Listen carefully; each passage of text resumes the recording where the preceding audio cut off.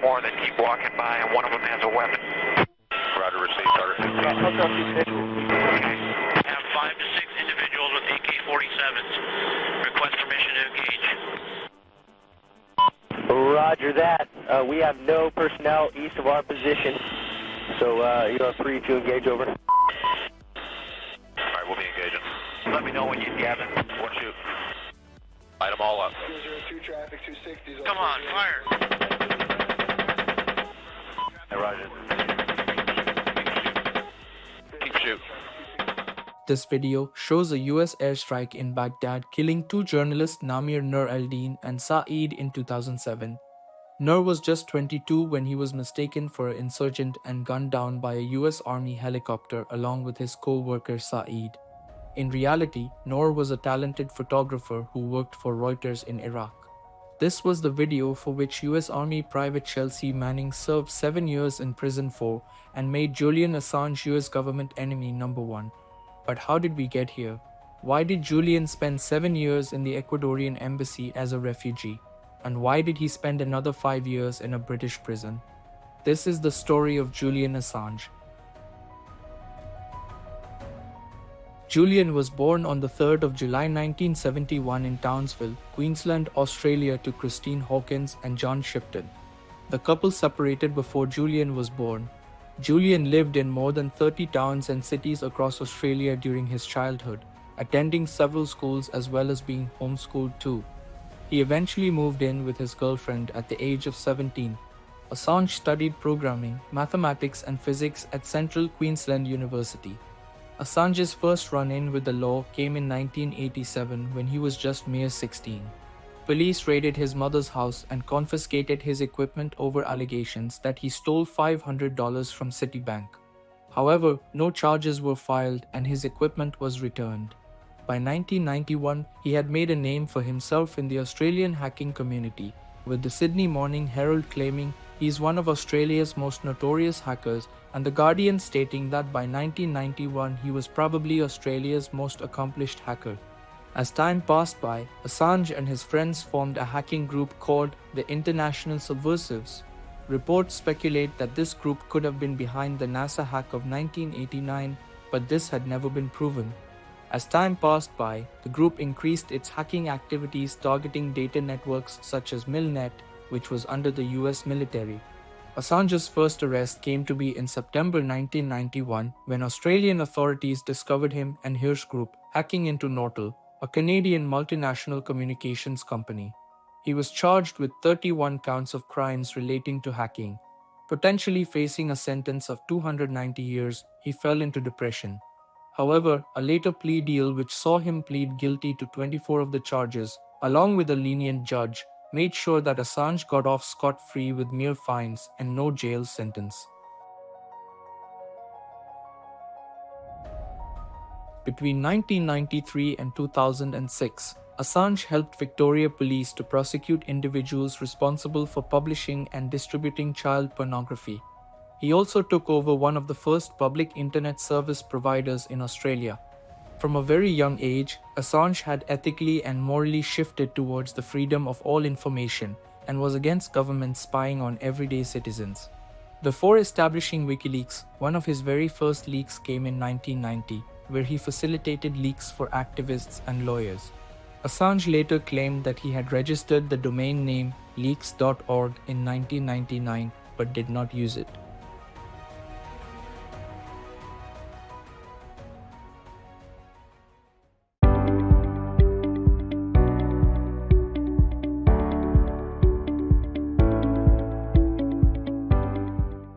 In 2006, Assange and a group of activists and mathematicians established WikiLeaks, for which Assange became a member of its advisory board.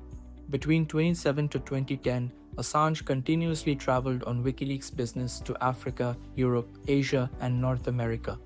In December 2006, WikiLeaks published its first leak. At the same time, Assange published a 5-page essay that outlined the thought experiment behind the WikiLeaks strategy.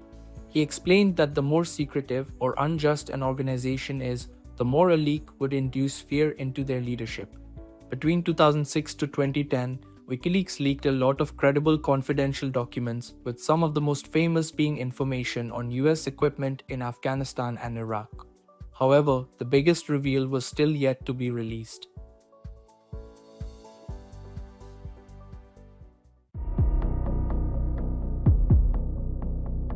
And there's more that keep walking by, and one of them has a weapon. Roger, received, Carter. Okay. See all those people standing down there? Stand by. Right. Have 5 to 6 individuals with AK-47s. Request permission to engage. Roger that. We have no personnel east of our position, so you are free to engage over. All right, we'll be engaging. Any Bushman's element? We got RPG. All right, we got a guy with an RPG. Having a fire? Clear. All right, firing. Line here. When the stage line let me know when you get it. One shoot. Light them all up. 202 traffic 260. Come on, fire. Hey, Roger. There's some remarkably disturbing footage out today of a U.S. helicopter engaging with some folks in Baghdad in 2007. Do you think that sort of activity on its face appears to have been appropriate? Obviously, it is very graphic in nature, and it's and extremely tragic. Once you get on, just open off. Our military will take every precaution necessary to ensure the safety and security of civilians, and particularly those that report in those dangerous places on behalf of news organizations. This video was part of a 4-part leak facilitated by WikiLeaks, which took the world by storm. In total, the Manning leaks included the collateral murder video, Iraq war logs, Afghanistan war logs, and the release of US diplomatic cables that showcased US espionage against allied countries. The leaks caused a frenzy worldwide, with every media outlet reporting on them. The US in particular was embarrassed by these leaks, as it showcased espionage against countries that were allies of the US. During the time of the leak, it was unclear to the US government who was behind them. However, the leaker Chelsea Manning had contacted an ex-hacker, now journalist and threat analyst Adrian Lamo. Their chat logs lasted between 20th to the 25th of May 2010, where Lamo assured Manning that he would neither print the chats nor publicize them. However, going back on his word, on the advice of his friends, Lamo approached the authorities on the 25th of May 2010. On the 27th of May, he again met with the authorities, but was informed that Manning was arrested the day before. Between 2010 and 2013, Manning was sent to mainland US to stand trial for her crimes. On the 21st of August 2013, after pleading guilty to 10 of the 22 charges, Manning is sentenced to 35 years in prison. While the entirety of 2010 saw WikiLeaks release several thousand documents, all sourced by Manning, something that is seen as a major victory in the world of journalism, it didn't come without its setbacks. On August 11, 2010, Assange flew to Stockholm and was staying at a friend's house who was out of town. The day the friend returned, August 13th, is the day she claims that Assange sexually assaulted her. Another woman also accused Assange of sexual misconduct around the same time. These allegations led to an international arrest warrant issued by Sweden in November 2010. Assange denied the allegations, claiming they were politically motivated.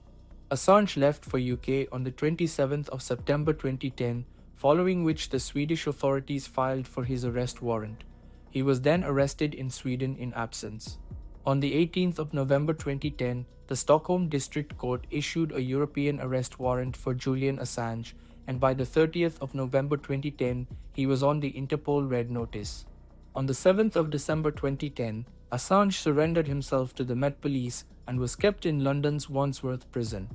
He was then granted a bail of £240,000 and released.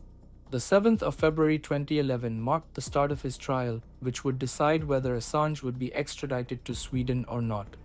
On February 24th, the court announced that the extradition warrant of Assange was legal and that he was set for extradition. Assange then sought to appeal the decision, with the case going as up as the Supreme Court of the UK. However, that didn't prove to be of any help, as by May 2012, the Supreme Court upheld the warrant. With all legal options exhausted, Assange sought refuge in the Ecuadorian embassy in London on the 19th of June 2012. By August 2012, he was granted a full asylum by the country. Assange's main fear of being extradited to Sweden was the fact that this could eventually lead to his extradition to the United States, which is why he did everything in his power to avoid being sent to Sweden. Assange would go on to stay in the embassy for 7 years before being arrested by British authorities in 2019 for breaching the conditions of his bail. During his time in the Ecuadorian embassy, in 2013 Assange and others in WikiLeaks helped NSA whistleblower Edward Snowden flee from US authorities.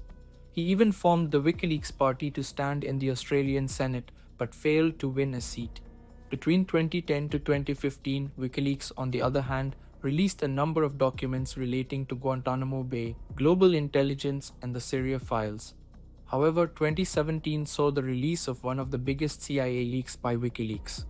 The leaked documents included details of CIA's hacking capabilities. By 2017, the government of Ecuador had granted Assange a citizenship and given him a special designation so that he was able to carry out his functions in the Ecuadorian embassy in Russia. This would essentially make Assange a diplomat, preventing the UK from arresting him. However, the UK refused to view Assange as a diplomat and grant him any special privileges. His citizenship was also revoked in 2021, with the Ecuadorian authorities claiming that his paperwork was not in order. Assange was also accused of spying on the diplomats of the Ecuadorian embassy.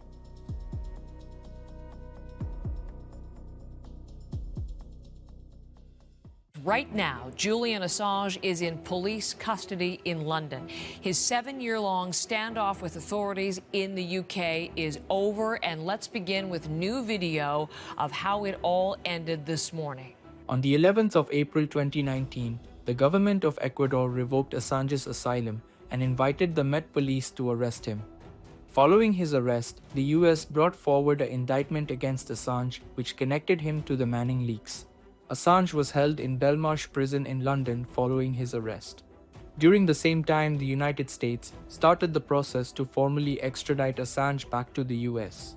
After a long, lengthy legal battle in January 2021, the judge ruled that Assange could not be extradited to the US due to his mental health and the risk of suicide in a US prison. Unfortunately, however, between 2021 to 2023 saw a great number of appeals from the United States government, which eventually led to the approval of Assange's extradition to the US. In a last-ditch attempt in February 2024, Assange's legal team sought to appeal the extradition approval given by the UK Home Secretary in 2022. The UK courts subsequently asked the United States for assurances that Assange's First Amendment rights would not be violated and the death penalty would not be imposed on him. The US Embassy in London delivered these assurances on the 16th of April. However, UK courts were not satisfied with the assurances given towards the First Amendment and granted Assange the right to be in the UK to appeal against his extradition.